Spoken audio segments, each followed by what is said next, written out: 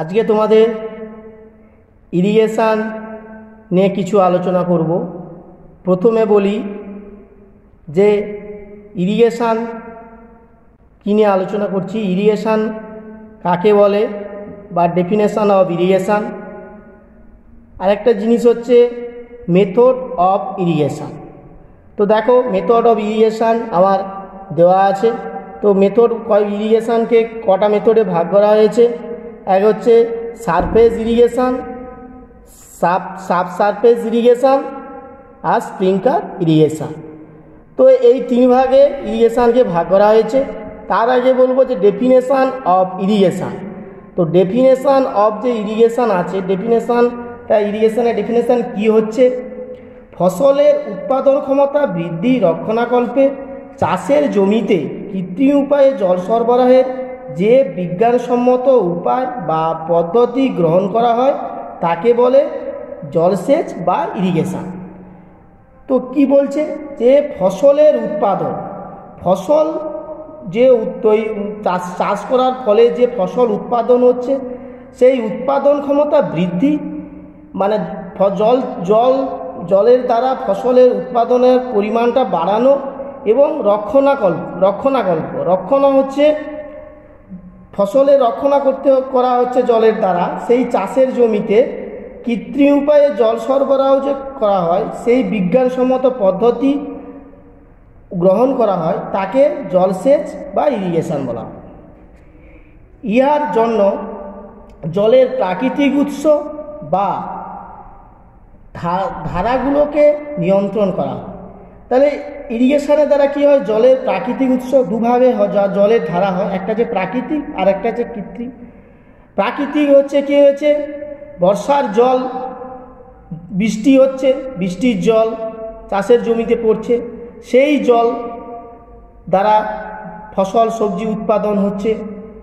আবার কী হচ্ছে, আমরা কৃত্রিমভাবে তো পাঠানো হচ্ছে কোনো পুকুর বা কোনো খাল, সেখান থেকে বা মাটির থেকে জল তুলে আমরা নলকূপের সাহায্যে সেখান থেকে জল নিয়ে আমরা কৃত্রিমভাবে চাষের জায়গায় দিচ্ছি, ফ্লো করছি।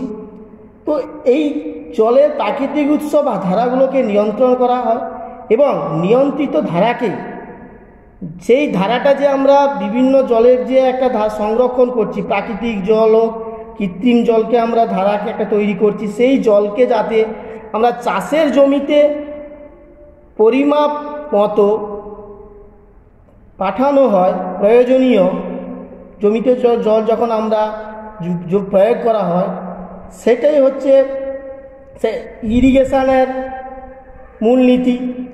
অপরপক্ষে চাষের জমিতে যদি অপ্রয়োজনীয়ভাবে জল দাঁড়িয়ে থাকে তবে সেই সমস্ত জল জমিতে নিষ্কাশিত করার ব্যবস্থা করতে হবে। এই প্রয়োগ বিধি অন্তর্ভুক্ত হিসাবে গ্রহণ করা হয়।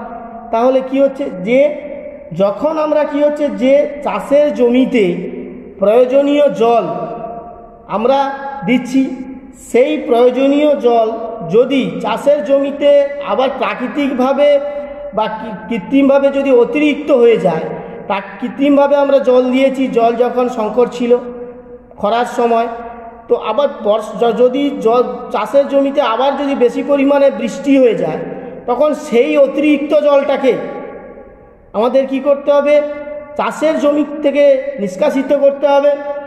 এটাই হচ্ছে ইরিগেশন। ডেফিনেশন হয়ে গেল। এবার আসছি কি, মেথড অফ ইরিগেশন।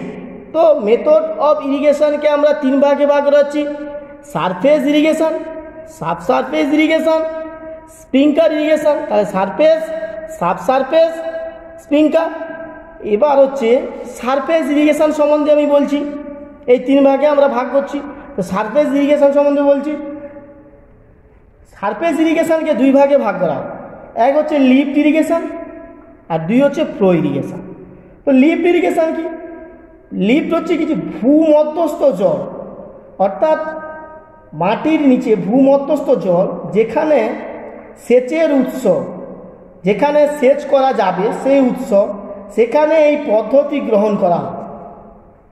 সাধারণত কুয়ো বা নলকূপের সাহায্যে ভূমধ্যস্থ জলকে, সাধারণত কিছু কুয়ো বা নলকূপের জলকে, ভূমধ্যস্থ জলকে উপরে তুলে জলসেচ করা হয় বলে একে লিফট ইরিগেশন বলা হয়। জলের উৎস হিসাবে থাকে পাম্প ইত্যাদির সাহায্যে জল এই পদ্ধতিতে কুয়ো বা নলকূপের থেকে ভূমধ্যস্থ জলকে তোলা হয়। ফ্লো ইরিগেশন, তাহলে এই যে ফ্লো ইরিগেশন, সারফেস ইরিগেশন, আর একটা হচ্ছে কি লিফট ইরিগেশন হয়ে গেল ফ্লো ইরিগেশন। তো ফ্লো ইরিগেশনটা কি? সেচের জলকে যদি ফ্লোর মাধ্যমে পাঠানো যায়, সরাসরি চাষের জমিতে ঢাল করে পাঠানো যায়, সেই জলের পদ্ধতিকে, সেই জল যাওয়ার ফ্লোভাবে ঢাল করে পাঠানোর পদ্ধতিকে ফ্লো ইরিগেশন বলা হয়। এরপরে আসছে কি সাবসারফেস ইরিগেশন। তো সাবসারফেস ইরিগেশন কি? জলসেচ ব্যবস্থা যদি সাবসারফেস ইরিগেশনের পদ্ধতির মতো করতে হয়, যাতে এই জল সরাসরি গাছের শিকড় অঞ্চলে পৌঁছে যাবে, অর্থাৎ সাবসারফেস ইরিগেশন হচ্ছে কি সরাসরি জলসেচ ব্যবস্থাটা এমনভাবে থাকবে আমাদের গাছের শিকড় অঞ্চলে পৌঁছে যাবে। এই পদ্ধতিকে তখন আমরা পৌঁছানো পদ্ধতি থেকে বলা হয় সাবসারফেস, এইভাবে সাবসারফেস ইরিগেশন বলা হয়।